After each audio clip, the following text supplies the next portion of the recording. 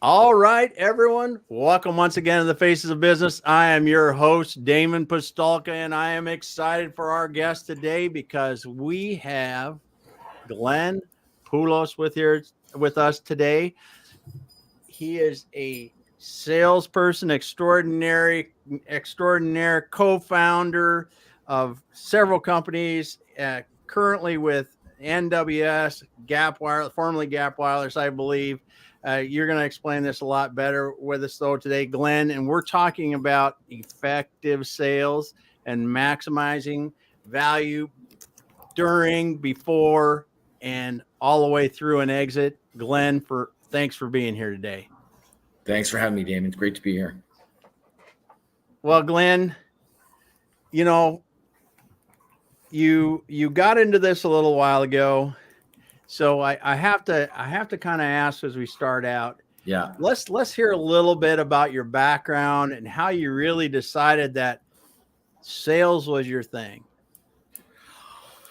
Good. Yeah, this is a good one, and it kind of gets asked a lot. And hopefully I always give the same answer. But the funny thing is, I started working for the Canadian government, and I was a civil servant, and I went to school for electronics. They hired me out of school, and worked on weather stations, and I was fixing electronic gizmos for them. And then I went to work at their Environment Canada in Toronto. And my boss, who was a former military guy who had retired and then got a job, they have a funny name for it I think like 20 and 20, they call it, or something, where they do get two sort of government pensions. And he pulls me aside and he goes, "Dude, you got to get out of the government. You're in the wrong field." And I was a kid. I was 20 something, right? And I didn't know what he was talking about, but I actually took him at his word, and he said, "You should go into sales." And so I got a job in technical sales, right? Selling, high value electronic measuring instruments and things like that. And never looked back, and been in sales ever since. So that was 1985. So coming up on 40 years. Wow. So what do you like most about this, being a sales professional? Well, the money, of course, right? That's a good part of it. What else? Yeah. Yeah. Well, the funny thing is, like, people, I try to explain to people, especially, I meet lots of people, young fellows and girls as well. But I mean, where maybe, they're not, they're not destined for, 15-year medical degree with and to become a surgeon or something, that can make, really good money. But I'm like, you can get a 15-year head start on them in sales. If you learn your products, if you're passionate about it, if you join the right company, you can be making what a surgeon makes, and you're, a couple of years in, right? Yeah. And you can always be at the cutting edge. You can always be learning new technology or new whatever you're selling, right? And so you're not selling yesterday's stuff. And it's one of the only real careers that allows that, other than maybe professional sports or entertainment or something, where you've got some kind of a natural God-given talent. And and so that's what I like about it, is the what I always talk about and explain to people is the power of leverage, right? Yep. And as you're did you freeze up there for a second? No. Okay, there we go. Yeah. So the power of leverage. Talk about that a little bit.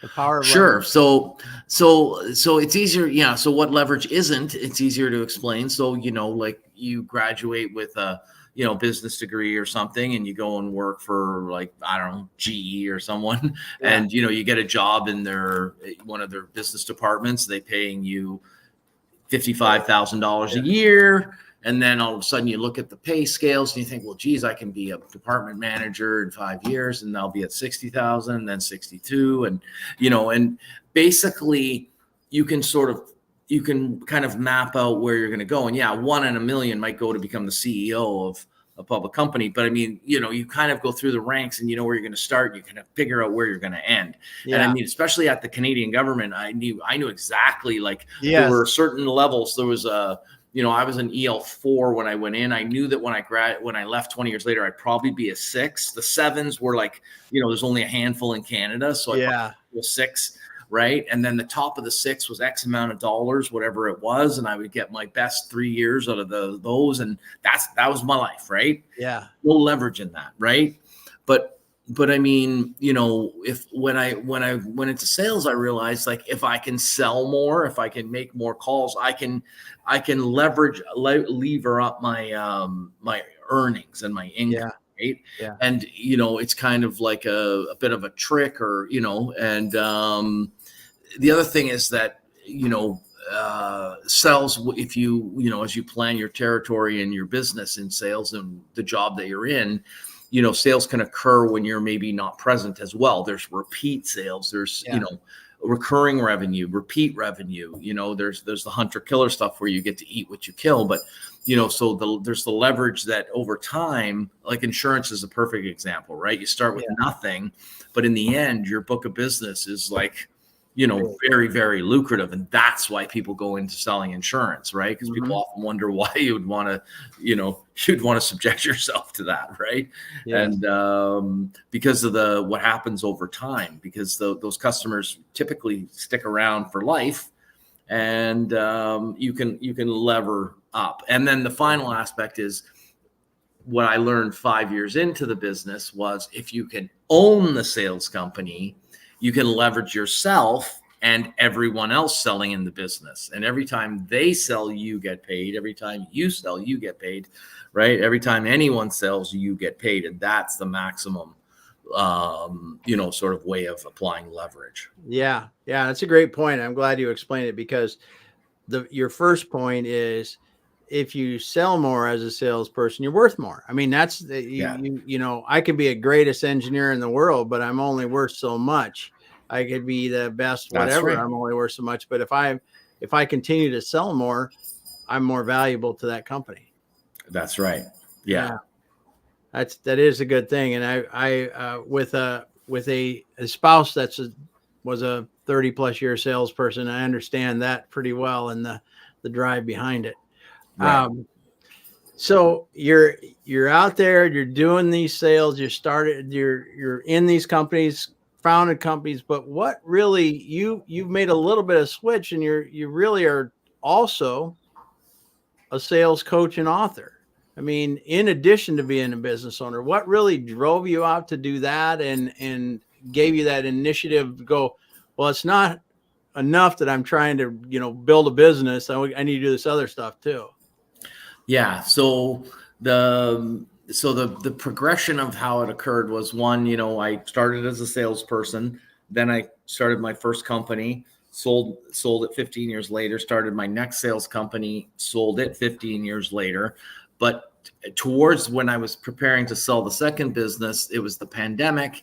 But during those last 30 years before that, I had been learning lessons from all my mentors, and especially early on when I was spending a lot of time making calls, because as I became an owner of a business, I mean, I had more salespeople than myself. But and then I started learning really, really good rules, right? And so back in the 80s, early 90s, I started writing them down, and I would name them after people. And oftentimes they were rules: do this, don't do that, definitely don't do that, right? And I would often, call it like the Tony factor or whatever, right? Something like that, right? It's like, don't do that, and or don't do a Quigley on them. And these were all things that once I explained these rules to people, I could just say, don't do a Quigley, and they would all know exactly what I meant, right? Yeah. I didn't have to say anything else, right? Yeah. And so people would often laugh at some of these, right? They're like, oh my God, that makes so much sense or whatever. And because I was tying it to a funny story, giving it a name, et cetera, so they would say, oh, eventually it was like, can you come to my company and tell some of these funny stories at our next sales meeting, right? And so I would do that. And then they're like, oh, you should write a book, right? And of course, I was too lazy to do that. And I never really did until the pandemic. And then I didn't have anything else to do, because in Canada, we had a long lockdown, right? And so I thought, you know what, I was going to give it that's when I decided to give it the college try. And I had this book that I had kept where I just constantly writing them down, almost like the punchlines of the rules. And then if there was a attribution or to someone or something, I would write that down. And it wasn't the whole explanation of it. It was just sort of the punchline or the lesson learned or whatever. Right. And I was able to take them all and expand on them and come up with the book and the 57 tips on how to build a career in sales and business. And that's how the book sort of came about. And then in the latter years, I joined some leadership groups and like the tech group and the EO and PEO and people, these often like CEO groups or sales group, right, where you kind of have like this group of mentors. You go every month and you have these meetings and stuff, right? And often I would hear these scenarios of problems and of course, being the general manager of the business, not just the sales manager or salesman, right? I mean, I often reflect on many things, but where it really resonated was when they would talk to me about the structure of their sales team, the compensation, how they were measuring people, what they were putting up with. And then, I basically started helping, people and so I'm not really selling any courses or anything like that, but just through word of mouth and associations, I've gone in to help people to restructure parts of their business and to, clean it up in some cases because they're selling the business, or in some cases they just bought the business, or they're just struggling, and these are just more because I have a day job. These are just more part-time, point and shoot kind of opportunities where I would help people for a while, and but it's definitely not my day job, and it's just a little passion project. And I get to talk about the rules, I get to talk about the book, I get to, I get to learn about some, I'm typically, some of the businesses are kind of cool to me and fun to be around, right? And I'm actually amazed at some of the businesses some of these people have built, and I'm enamored by it. I'm sometimes a bit jealous and or whatever, and I'm thinking, wow, like you have done an amazing job of this or this, but I can help you with that, right? And, What's the most interesting type of thing you've had to sell or help them sell? Well, that's easy for me because my side passion is I'm what I call a charity DJ. Okay. And I've been a DJ since I was 17. Nice. And and I'm super, super passionate about it. I love it. And I love it because I just enjoy the music and the time kind of flies by. But I also, I'm super geeky about electronic equipment, right? Especially audio gear and recording, professional sound recording. Oh, wow. I've done, I've helped bands record CDs. I've done the front of house for bands to do their sound setups and stuff like that. And so I got to help a guy rebuild his whole sales team for a business that started as about 10 years ago as a wedding DJ, which I've done plenty of that in my day, although I quit that. That's a whole other podcast. But he started as that. And what he grew into is a business that does sound and light and video for those giant conventions where there's 20,000 people at like the Orlando Convention Center, and there's 80 screens that are 100 feet wide, and and he's grown it into a multi-million-dollar business. And I got to see all the technology in the studio that he built for to use in his building that you can rent, and all the equipment, and of course a lot of my fees came in the form of discount equipment for the shows that I do.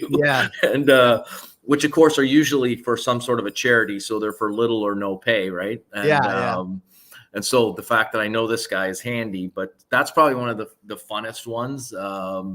That's quite. I mean, those shows like that are really incredible. Now I've been at a few of them in the last handful of years, and I was at one. What was it, last summer? I was at a Walmart something e-commerce thing, and there had to be like 10,000 people there at that show.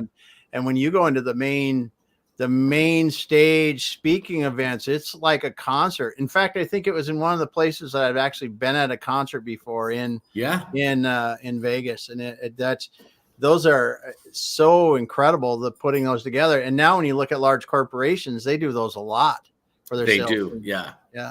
That's cool. So yeah, that was fun. Yeah. Oh, no doubt. That's so awesome that you're a DJ. So, well, we won't go down the DJ road. we could.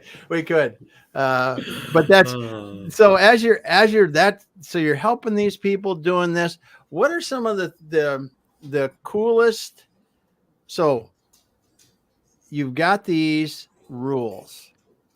Tell me the funniest name for your rules, or one that's catchiest name. Well, so one of the catchiest names is the name of the book, Never Sit in the Lobby, right? Yep. And you know, and sometimes people are a little perplexed by what I mean by that, right? And I'm like, well, when you're in the lobby, like, don't sit down, right? Like, be standing up, right? And like, one guy's like, oh, should I sit in my car? And I'm like, no, dude, like, you should show up on time and then stand when you get there, right? Yeah. And he's like, well, why does it matter if I'm sitting or standing, right? And you know, and I said, well, let me explain to you. Like, I said, you know, imagine that you're me and I'm only like 5'6", and I'm sitting down and I'm flipping through distracted, and some 6'4" giant senior buyer guy walks out and says, "Are you Glenn?" And I have to like look up at him from this leather couch that I'm sitting on, and I'm distracted, and then I have to rise up. I can't, and I only get part way up the guy, right? And then he's already a foot taller than me, and I'm like, it's just better to be standing and waiting and not distracted, because you end up nowadays you're on your phone all the time, right? So you're like texting the wife, oh yeah, I'll get the bread and milk on the way home, don't worry, and blah, blah, blah. And I'll pick up the kids and I'll do this and I'll do that. And it's just not a good look, right? Yeah. And so all of my rules, and I'll fire off a few more in a second, are about how to get, act, and stay in front of your customer, and to be a pleasure to do business with always. That's it. That's what the book's about. And that's what all the rules are based on. So the first one with the catchy title is Never Sit in the Lobby. So that's a good one. Yeah. So the one of the next ones, which is the way the book is, you can just flip to any page and you can start reading rules. You don't have to start at the beginning and go the way through. You can read them in any order, right? And so, but another one, which is, again, and a lot of them have catchy names, is always ask for a mini tour, right? And people are like, what the hell are you talking about, right? What's a tour, right? What's a mini tour? And I go, it's a tour that's mini, right? And meaning it doesn't take 4 hours in the blazing heat on a bus with 40 other people. It's a mini tour. And they're like, what do you mean? And I'm like, you want to try to get behind the lobby door, right? Yeah. And you want to, because that's where you can see, especially if you're selling equipment like I sold, I can see the competitor's equipment, and I can also look on the desk and I can see whose coffee mug he's got. What's the mouse pad that his mouse is on? Yes. What kind of swag is he wearing, carrying, or otherwise prevailing? And if I'm demonstrating some sort of, Acme accelerator or something, and then I realize, wait a minute, he's already got accelerators from brand A, B, or C. And why am I here, right? And then I'm like, oh, I'm probably just here to keep him honest, keep the one guy honest, right? Mm-hmm. And so you're never going to learn that in the lobby, right? And so, and again, oftentimes people are like, well, they're not going to say yes to a tour all the time or whatever. And I'm like, no, most of the time you're not going to ask. That's why you're not getting the tour. Yes. They're not going to offer you the tour. But if you ask, 90% of the time, they will give you the tour. And if they look kind of weird at you or whatever, then you can give them a couple of my little snappy lines like, oh, don't worry, I won't sell any insurance while I'm in the building, right? Yeah. Or any encyclopedias or something like that, right? The guy laughs or whatever. And then he agrees, okay, I'll give you and you're basically saying, I want to see your new lab, your new building, your new production line, your new warehouse, your new office, your new, whatever it is you sell, wherever it goes, that's all you want to see. A mini tour. You don't need the whole building. You don't need the history of the company. Just show me where the stuff's going so I can present in the best light, right? Yeah. And of course, while you're walking down the hall to get to the place you're going, you represent rule number 3, which is never forget a face. And you learn, and that rule, you practice that before you get into the lobby, and you don't want to waste time standing up and getting sore feet. So you are in your car, you pull out your phone, and you go to that customer. And if you've ever called on them before, you bring up the name of every contact that you've ever met, Sally, Bob, Joe, and Sam, and you remember their face. Yep. You remember their face. And if you can't remember their face, like snap, then you go to LinkedIn and you remember their face. And while you're really doing is bringing it from random access memory with a slow seek time to your front memory, right? To your front memory. And so that it's instantaneous. It's like, hi, Bob, hi, Sam, hi, Sally. Because guess who's going to walk by you on the way to the tour, right? 100%. And this guy who's maybe never met you before is like, holy shit, this guy knows everybody. Yeah. And everybody that's walking by is going, oh my God, I haven't seen that guy in 2 years. And he remembers me. Oh, he's such a pleasure to do business with. Yes. Right? That is like golden advice. I can't tell you. I used to, early in my career, I sold molded products. We worked for a family molder. We had multiple facilities across the U.S. And we would go into the big corporations, right? And, they've got the meeting room, little supplier meeting room. And you're like, well, we're in the factory. Can we see where this is used? Exactly. And that same thing. You go out and see the factory, you go out and see the product. You look at the boxes to see if they got a name, where they're getting it from. Now that helps you. You look at how they're using them. You talk to the people in our case, we would talk to the people on the production line and go, well, what kind of problems do you have with these parts or whatever they're doing? Because we were going to either against somebody else or build new tooling or whatever it was. It's amazing what you can learn by that walkthrough. And your super gold advice is that being able to say hello to somebody, even one person, would be massive for you to be able to do that on your way in. If you're talking with somebody that doesn't really know you that well. Right. And I always reinforce it by saying, imagine, like you show up at your kid's soccer game and this lady comes out and says, oh, hey, Glenn, and knows your wife's name and whatever. And you're like, oh shit, I can't remember her fucking name. Pardon my language, right? Yeah, you know how it feels. And she knows you don't remember her name. Right. Yeah. And it's the most weird, uncomfortable, awkward sort of moment. Right. And it leaves a really negative thing. And remember, you're always trying to be a pleasure to do business with. And that is not a pleasure. That is a pain. Right. And so you're trying to avoid the bad things and only gravitate towards doing the things that enhance your stature with the person, with the customers. Yeah. Right.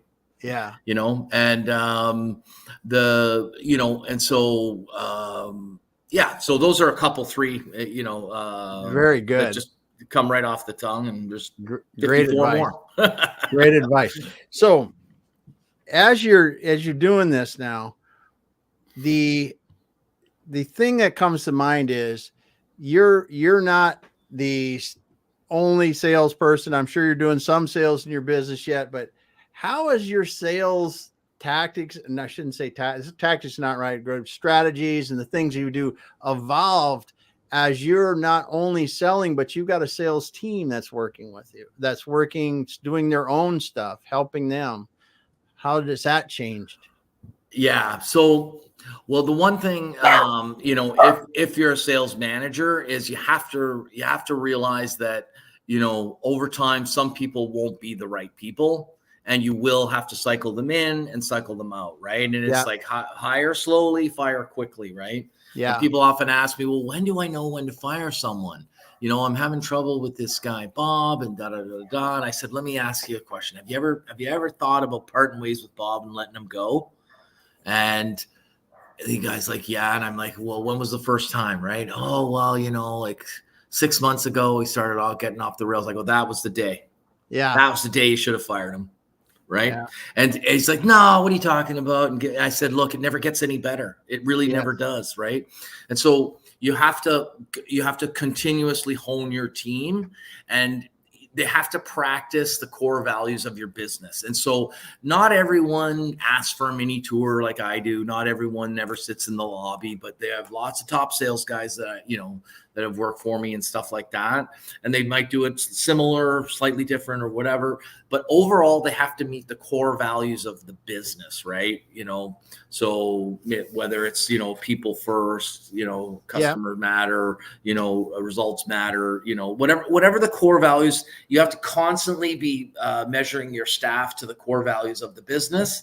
And if they're not, you have to have a core value call out and then give them a chance to say, look, we've got 4 core values. You're on track for 3 of them, but let's say, pleasantness or something, you're kind of grouchy at times, and that's a main core value. You have to you got to get a positive check mark on that. It's a non-starter. You got to bring it in line. And if you don't, then what they end up doing is dragging down the rest of your team. Right. And so you need to take a long time to figure out what your core values are and hire a professional to help you develop them and go on a 1 or 2 day retreat and come up with the whole, get a large team to help develop them. And then you need to hire, fire, reward, motivate, and call out core values every minute of every day. Right. Yeah. Yeah. I mean, that's huge. I mean, and it's easy to overlook that, but it's so critical because your core values really transcend people or business and everything else. It's just, and they're so good. And, you look at some of the people that have really worked on setting up like the EOS, the entrepreneurial operating system. They talk about that, the get it, want it, capacity to do it. We hire these people that have the capacity, but they don't get it or they don't want it.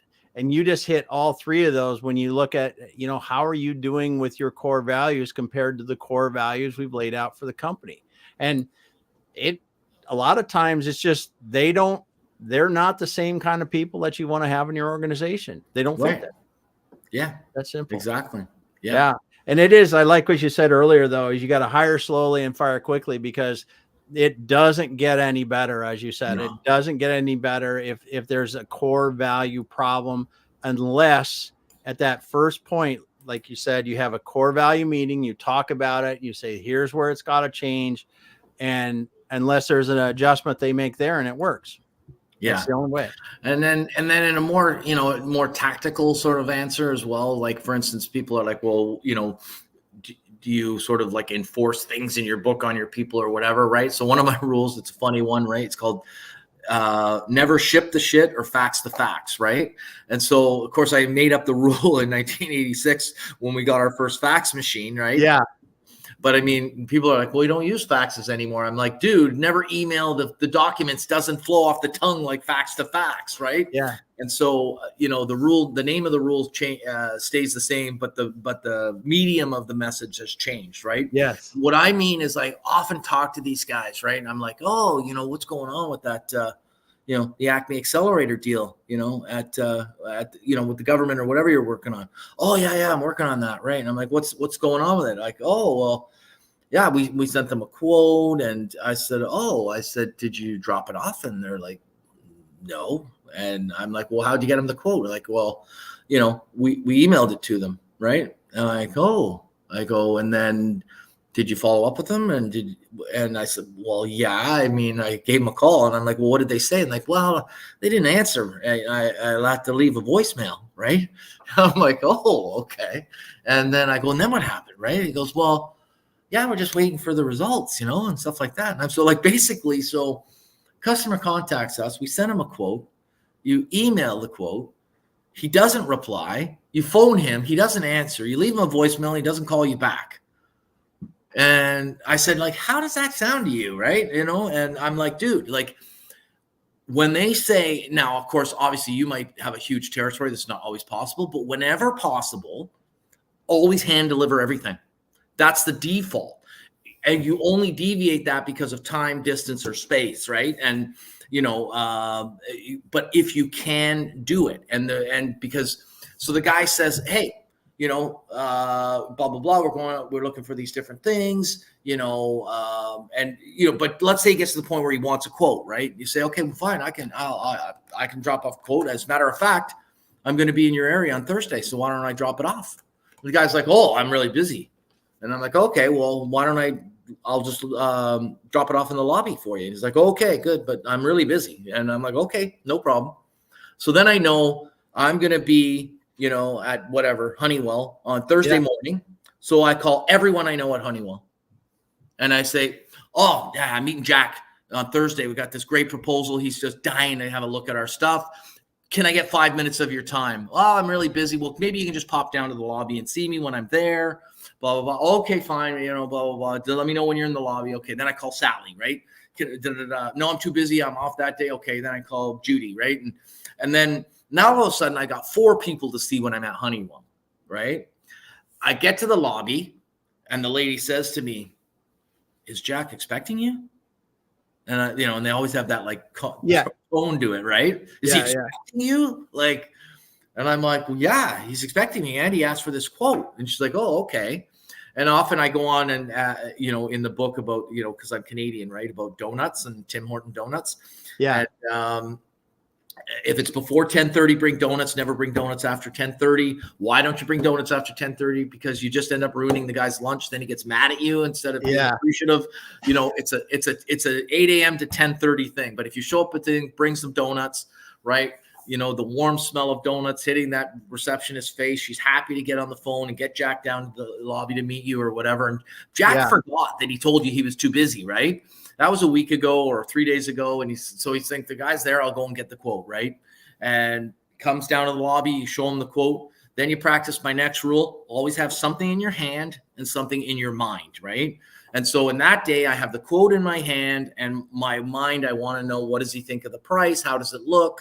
Et cetera, et cetera. It might be a brochure I'm showing him. It might be swag I'm giving him. It depends on what. I always have something in my hand and I always have something in my mind that I want to talk to him about, right? Yeah. And so I give him the quote, and then, I said, hey, like these Acme accelerators, I mean, these are like going like hotcakes. Like, is there any way I get a little mini tour of where you're going to set it up, right? And again, mini tour. We're kind of busy and and I don't want to bug the guys. And I'm like, hey, look, I won't sell them any encyclopedias. I just want to have a quick look around, see where it's going to go. He's like, oh, okay, fine. Right. Then I walk down, never forget a face. Sally, Bob, and George walk by, and he's like, holy shit. Right. And then I hit him up with, by the way, I've got appointments with Sally, Jack, Bob, Dave, Sam, and George. After this, can you drop me off at the next one's desk? Yeah. Right. And then it's like, it's 9 meetings while he's here. Holy shit. Who is this guy? Right. And then, but also some of the other rules that come into play. So I've dropped off the quote, right? And then maybe he wants a demo, or maybe he wants some kind of follow-up or whatever. Well, then what I say is, well, that's funny that you mentioned that, because guess where I'm going to be next Thursday? I'm back in your building visiting Judy, who's on leave today, but said she could see me the following Thursday. Yeah. And so why don't I follow up with you when I'm here? He goes, oh, I'm really busy. I'm like, well, look, I'll give you a call from the lobby and we'll see. And he forgets that he was busy and he comes down. Right. Yeah. And then, and again, same thing with the demo, right? They want a demo and they're like, just ship it to me. I go, no, it's company policy. We're not allowed to ship demos in. He's like, why not? He go, we've got to make sure they're set up properly. Got to make sure that they're connected, that the user knows what he's doing. It's all liability, safety, et cetera, right? Okay, fine, no problem. Next Thursday, bring the demo, set it up, blah, blah, blah. And of course, I've called all the other people that day afterwards, so I filled up. So I'm never in my office trying to get meetings, right? Because I'm always setting them up in real time, right? I'm visiting everybody I can while I'm there. And while I'm there, all the follow-ups are already pre-scheduled. And because of those, I've got this like momentum for, hey, I'm going to be in that area on Wednesday. I'm going to be in that area on Thursday. Can I drop by? And I just build on it so that I'm constantly moving everything through its cycle, right? But I drop off the demo, and I set it up, and now I can see who's the demos beside mine. What else is he looking at, right? And then I said, okay, well, how long do you need it for, right? And it doesn't matter what he says. Whenever answer he gives me, I divide it by 2, right? So he says, oh, I need it for at least a week. And I'm like, a week? I said, there's no way. This thing's way too busy. I said, no. It's scheduled right out. I can give you 3 days. That's the best I can do. If he says 2 weeks, I'll say, look, you can have it for a week. I said, but if it's here for a week, look, I'm back on Monday. I'd like to check in with your team, make sure it's going okay, and you're getting good use of the unit, right? Because I'm not going to leave it for a week and find dust on the power knob when I come back a week later, to pick it up, right? Because I always come to pick it up too, right? And, and then if for instance, and there's stories in the book about this where, let's say I come back 3 days later and they're not using it, right? I just take the demo. I'm just going to remove it. Yeah. Yeah. And I'm going to go and find someone that wants to buy my shit.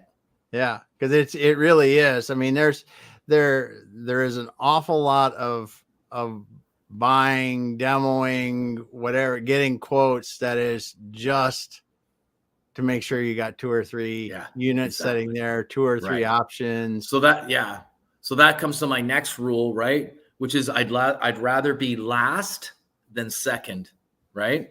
Because second is just the first loser, right? Yeah. And so by being last, what I do is I say, okay, I'm at whatever juncture of the sale, and I know that beyond a shadow of a doubt, I'm not getting the order. I just know. And of course, maybe you don't even know that until the last minute of the day of the quote of the whatever, but that's not usually the way it works. Usually, when you know that you're actually not the right fit, the right product, the right price, the right whatever. And at that exact instant in time, I figure out a nice way, because I'm always a pleasure to do business with, of pulling back all my resources. I need a demo. Oh, I'm sorry, my demo's tied up for a month.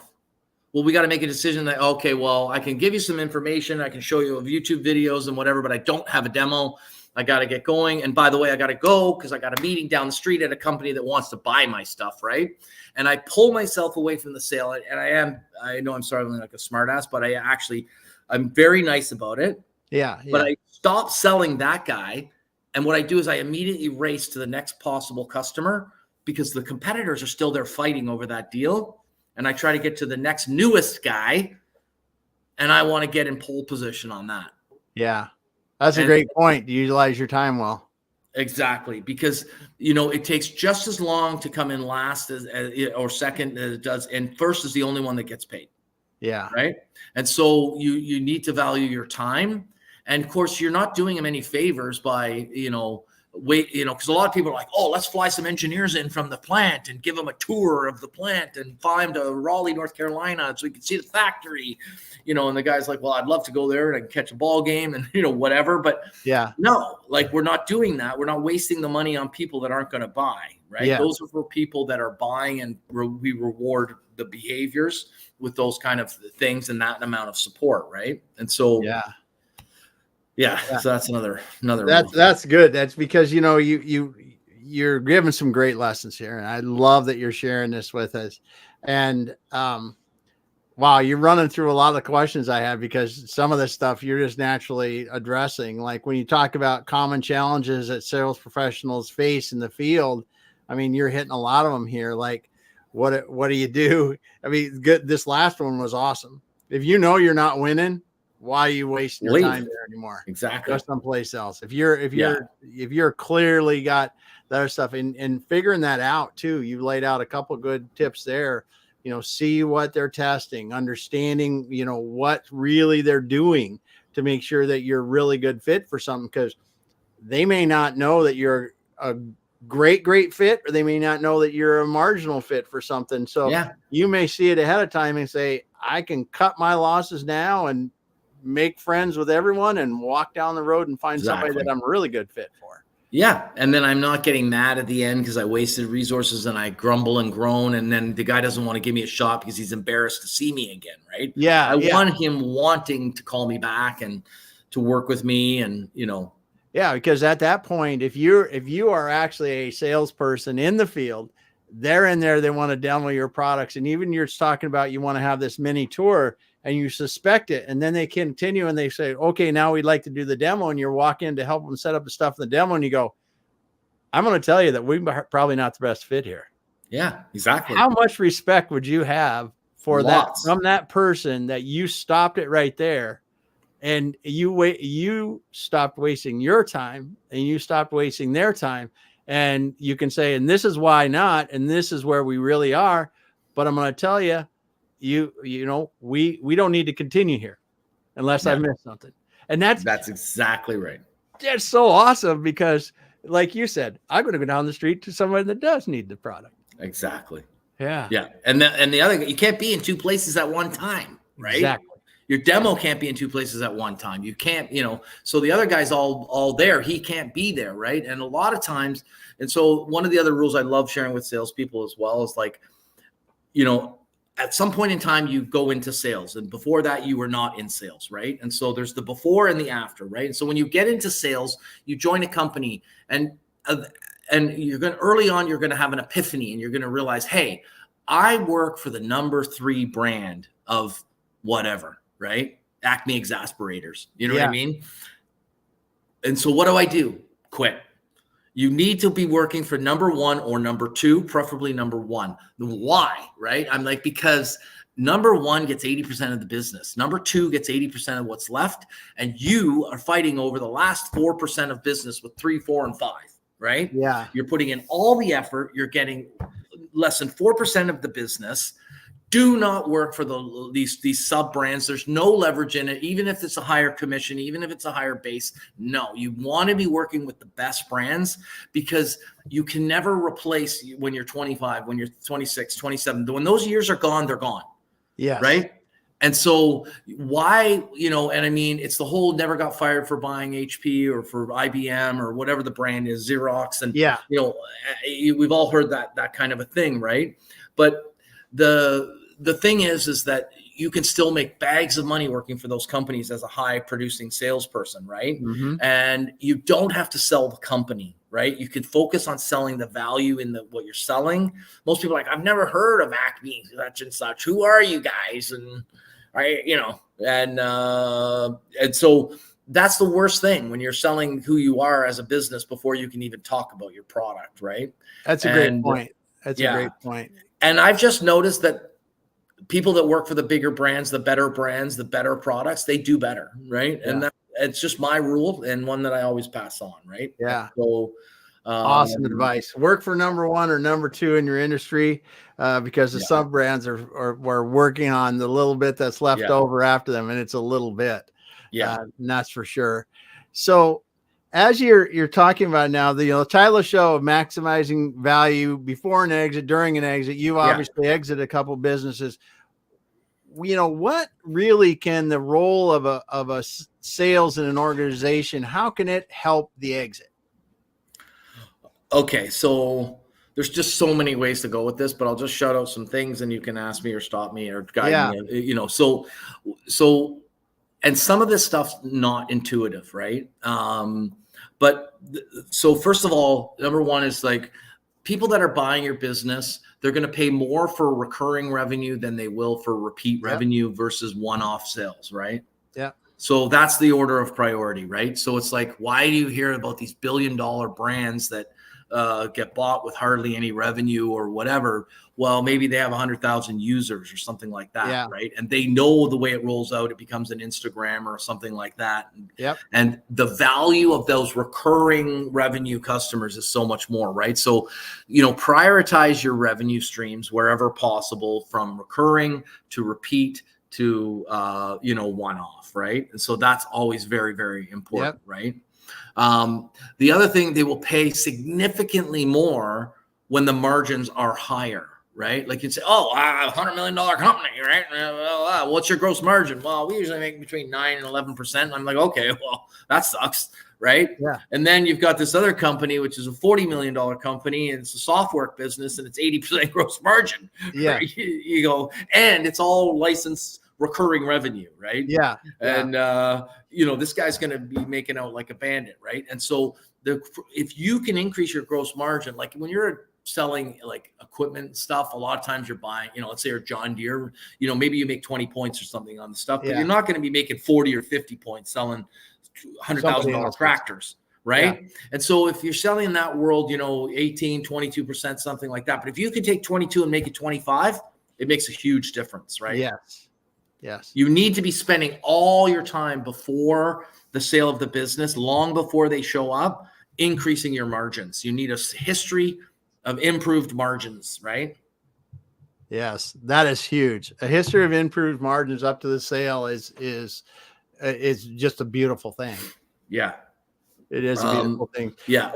And then you said a couple things too before this. The other thing is buyers have great information now, and they have better information oftentimes than the person selling the business, because they're having to take out loans or whatever to buy these businesses, or they've got investors that are going to do it. And they'll spend a lot of money just understanding the industry beforehand. And when you talk about margins, one of the things that we see is, hey, I can have a business that I make good money in and I'm really happy, but the industry is making a higher margin than I am. That's a huge thing to a buyer. And that's a great thing that your sales team can help you work on up to that exit. And because if you're not at least hitting industry standard, you got to really need to be beating it. But if you're not at least at industry standard, they're going to see that right away, because they're going to, the bean counters are going to look at it and go, oh, industry standard is 17.7% and you're at 16.5. Well, we need to discount the value because it's not as good a business as that. It just happens. There's nothing you can do about that. Nothing you can do about it. So you got some awesome stuff here. Yeah. So there's one golden nugget because I don't know which direction we're going to go. This is kind of the golden nugget of the show which is sort of what I call the lesson of operational efficiency. And so one would think, okay, well, we've been doing it the same way for 15 years. We're going to be selling the business. Why don't we upgrade all of our systems and get everything running like a Swiss watch, right? And one would think that would be the most intuitive thing that one would want to do. But it turns out that in the history of the purchases in the businesses that I bought and then been a part of the companies who bought me buying other businesses, that's not what's happened. It's the exact opposite. And what happens is it's the businesses that are on the cusp of having the ability to have increased operational efficiencies just before the purchase that gets them higher leverage, higher multiple. And what I mean, and sort of in layman's terms, is instead of spending all that time increasing the computer system or whatever, demonstrate that the computer system can be put in and you can increase your margins by 3%. And what ends up happening is the company realizes I can spend $100,000 after I buy the business, and I can show the investors that I increased the margins 3%. Boom, this guy gets some huge increase on his multiple. If you do the work first, they're not going to pay you for it. You're not getting your $100,000 back. You might get it as an add back on your EBITDA that year, whatever, big deal, but you're not going to get the benefit of a huge or higher multiple because your margins will be 3% higher. Demonstrate that you can improve the efficiencies when you buy the business easily. And then that's done through, automations that are on the cusp of happening. Maybe you've spent time increasing the management team. Maybe you've developed intellectual property that's getting ready to be unveiled and things like that, right? But if you do it all up front and give them this beautiful, wrapped and finished product or whatever, they're like, okay, well, it's an X amount of margin. It's this top line. It's this EBITDA. You're in this range. You get a 5.5 times multiple. There's your check. Have a nice day. X amount of earnout, X amount of, et cetera, et cetera. There's the deal. Go, Bob's your uncle. Whereas if some of those things you held back and they can get these wins for their investor stack in the private equity, you get a higher multiple for it. Yeah, that's a great point. It's a great point. And some of our clients, when we're helping them, one of the things we do, if we're building a client that can be a platform company, a smaller platform company, we will actually have acquisitions lined up with LOIs just about ready to sign so that the new owners can come in and step in and sign those LOIs with those acquisitions and invest that money, because you are so much more valuable because they can walk in, like you said, invest another X gazillion bucks behind it right after that first purchase, doing what they do best, and that's deploy capital and let them make more money. So awesome stuff, Glenn. So much fun talking to you today. We are getting to the point that we need to wind down, but I do want to ask you couple quick questions. One is, if someone wants to talk to you about your book, or where can they find your book, first of all? It's sold everywhere books are sold. Barnes and Noble, Amazon, all the bookstores. It's the ebook, audiobook, hardcover, softcover, every which way. Never sit in the lobby. Awesome rule. Awesome book. You go from there. And if someone wants to talk to you more about sales coaching, about some sales question they might have, where's a good place to talk to you or contact you? So you can definitely just myname.com is go to my website and you can reach out to me there, but you can also get me a lot, easy on LinkedIn. I'm very active on LinkedIn. I post a lot of content. I'm a LinkedIn top voice. So I'm very, very active on LinkedIn and happy to communicate with anyone that reaches out to me. So nice. Yeah. Well, Glenn, thanks so much for being here today. And, talking about effective sales. First of all, I'm going to tell you, if you got into this thing late, you need to go back and listen to this entire thing, because Glenn just gave us a master class in about 49 minutes here on some of the best things you can do if you're selling equipment or other things into companies that take a bit of thought all the way through the process. Thanks for doing that. We're talking about effective sales, maximizing the sale before, during the exit. Another group of golden nuggets here at the end that really helps to think about what are the most valuable sales. How do you position your company better to get higher value? Just so many things in there. Thank you, Glenn, for being here today. Thanks for having me. Great. All right. Well, I just want to say thanks for everyone that was listening out there. If you want to go back to the beginning, you're going to be thankful that you did. Glenn, hang out for a moment. We'll finish up offline. Awesome.